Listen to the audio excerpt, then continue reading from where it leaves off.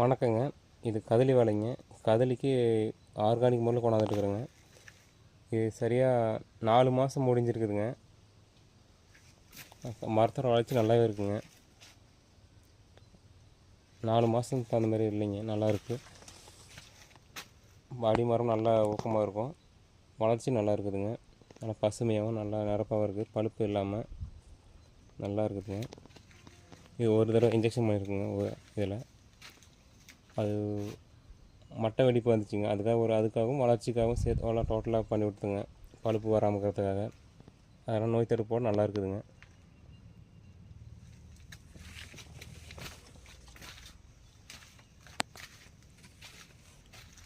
மரத்தோட கலரும் சைனிங் எல்லாம் நல்லா இருக்குங்க.